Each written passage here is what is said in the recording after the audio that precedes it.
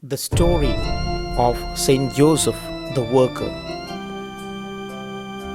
To foster deep devotion to Saint Joseph among Catholics, and in response to the May Day celebrations for workers sponsored by the communists, Pope Pius XII instituted the feast of Saint Joseph the Worker in 1955.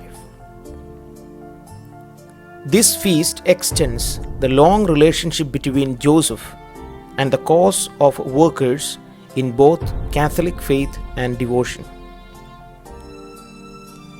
Beginning in the book of Genesis, the dignity of human work has long been celebrated as a participation in the creative work of God.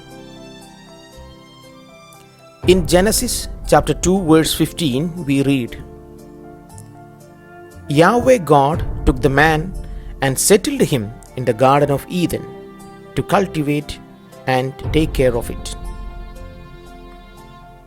By work, humankind both fulfills the command found in Genesis to care for the earth and to be productive in their labors.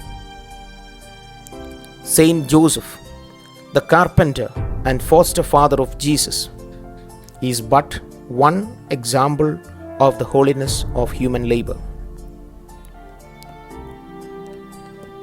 Jesus too was a carpenter.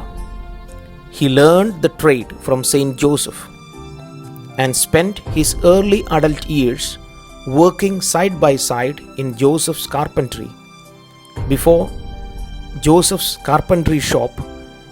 leaving to pursue his ministry as preacher and healer. In his encyclical Laborem Exercens, Pope John Paul II stated,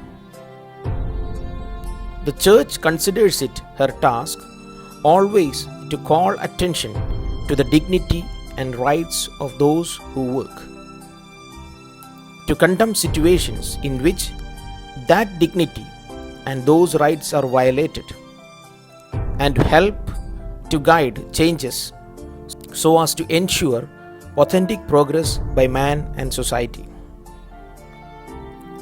Saint Joseph is held up as a model of such work. Pope Pius XII emphasized this when he said, "The Spirit flows to you and to all men from the heart of the God-man, Savior of the world. But certainly, no worker was ever more completely and profoundly penetrated by it than the foster father of Jesus, who lived with him in closest intimacy and community of family life and work." To capture the devotion to Saint Joseph within the Catholic liturgy, in 1870, Pope Pius IX declared Saint Joseph the patron of the Universal Church. In 1955, Pope Pius XII added the feast of Saint Joseph the Worker. This silent saint, who was given the noble task of caring and watching over the Virgin Mary and Jesus, now cares for and watches over the Church and models for all dignity of human work.